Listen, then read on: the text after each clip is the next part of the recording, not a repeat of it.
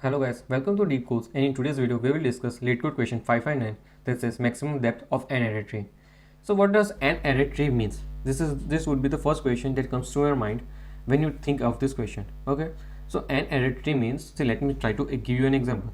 So let's say this is a binary tree. So what does binary tree have? One property, that it can have at max 2 children. This is not possible, like 2 3 5, this is not possible. It can have at max 2 children. But what does an array tree can have? An array tree can have more than 2 children as well, like 3 4 5 6. It can have n possible children. What? N childrens. Whereas binary can have only 2 children, like binary is, as the name suggests, binary is only 2. So yeah, the binary tree can have 2 children, whereas an array tree can have multiple number of children.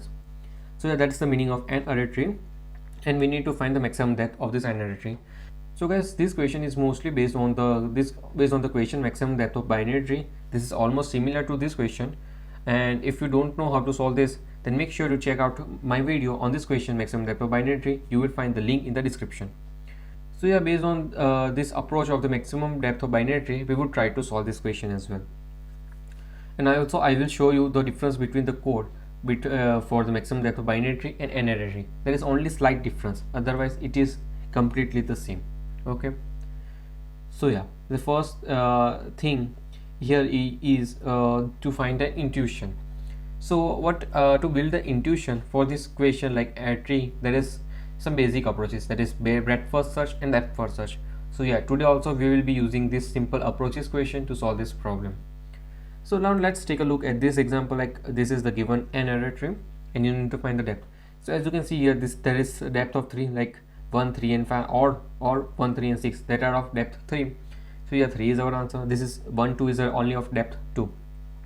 So we return the maximum depth, that is 3. So here in this question, the maximum depth, as you can see here, this 1 3 7 11 14. How many nodes are there in this path? 5 nodes. So we return 5. Okay, simple as it is. So yeah, now let me try to explain you that how DFS will work, how DFS approach will work. So yeah, DFS approach will, in DFS approach, what we do, we simply do one thing, we traverse from parent node to child node. Okay, the same thing we would be doing here, traversing from parent node to child node, right? See, let me give you an example. So this is parent to child, then this on reaching this will also move to this child, this will move to child, but child is null.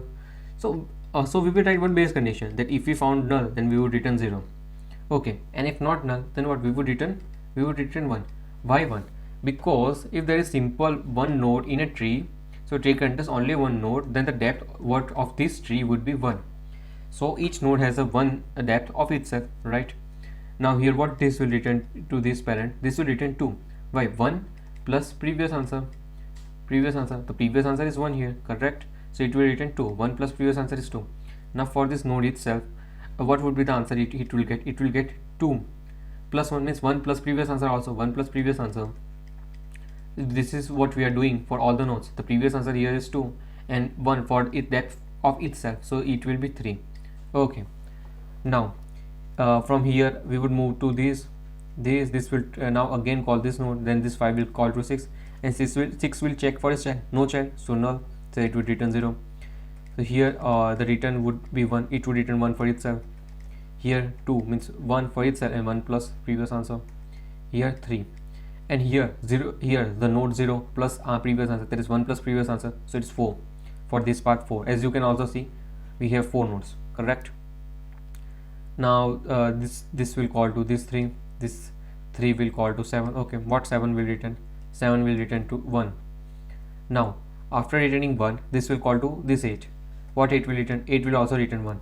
Okay, here both the places are returning 1.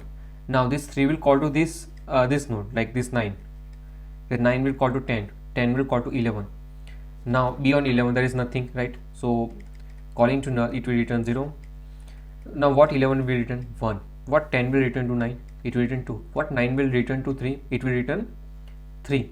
Okay, now here at this node 3, it will take 1 plus maximum of this, maximum of 3, 1 and 1.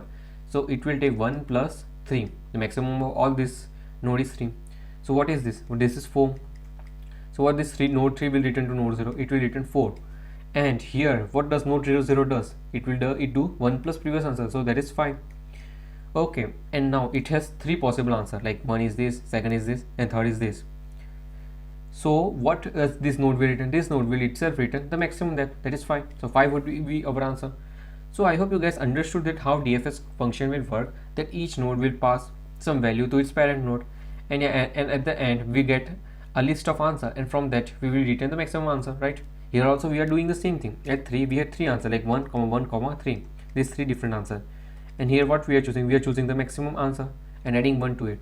Similarly, here we are choosing the maximum answer and returning that as our answer. Simple as it is. So I hope you guys understood this DFS approach. Now let's take a look for the coding part of this DFS approach. So let me show you. So yeah, this is the code for this DFS approach. So here we are initially checking if the root is null. If it is null, then we return 0. Then we are taking one vector v. Why vector v? So so we took vector because we don't know how many children are there.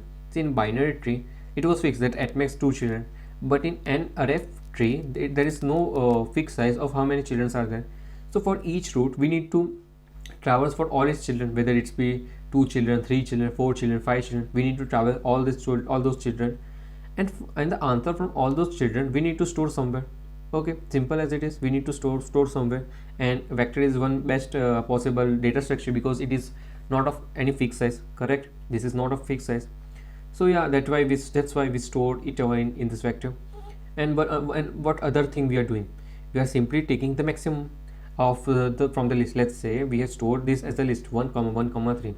Now here what we need to do? We need to take maximum of this answer, right? So that's why we are taking maximum of temp, v of I, that is stored in the v. And then what we are doing? We are simply doing 1 plus previous answer. So this temp will contains the answer from its children, right? What we are doing? We are simply pushing the answer from the children in this vector v. So yeah, this temp, what it will contain maximum answer from the children, and what we are returning to the parent, we are returning 1 plus temp. See here, the maximum answer is 3, and we are doing? We are returning 1 plus this temp is maximum answer to the parent. The same thing we are doing here, correct? So yeah, this is how the DFS approach will work for this N-ary tree. Not showing you the same. See, the DFS approach for the binary tree is here. The code is same as it is. See, the only difference is that here there were 2 children, so we could have taken left child and right child simply. But here, since there are n number of children, so we have to take something like vector to store the answer, right? And we need to traverse all these children, and from all this we need to take the maximum. Here also we were taking the maximum, but maximum of only 2. But here, since there are n number of children, we need to take maximum from all this n, right? And we return temp as our answer, as the maximum child answer, right? And we do 1 plus 1. Here also we are doing plus 1 here itself. Got it? So yeah, the approach for the maximum depth of N-ary tree is same as maximum depth of binary tree. Only the difference is that since we have n number of children, so we have to take something like vector and store the answer from all the children. So yeah, I hope you guys understood the approach, the DFS part, as well as the coding part. Now if you want to do the BFS traversal, it is as simple as that. If you have understood the approach of BFS traversal in a binary tree, then it is exactly the same in the N-ary tree, exactly the same. Only difference is here we are traversing n children instead of 2 children. That's the only difference. So yeah, I hope you guys understood the DFS as well as BFS traversal, coding of both these. And yeah, now talking about the time and space complexity. The time complexity here would be big of n.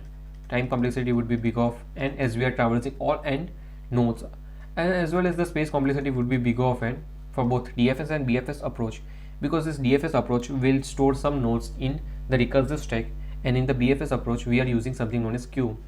So yeah, the space complexity would be big of n because in the worst case we are storing all n nodes in at a time. So yeah, that's for the time and space complexity. And yeah, that's all from my side today. I hope you guys understood this video, and if you have any doubts, then do let me know in the comment section. Make sure you like this video and subscribe to our channel. Thank you.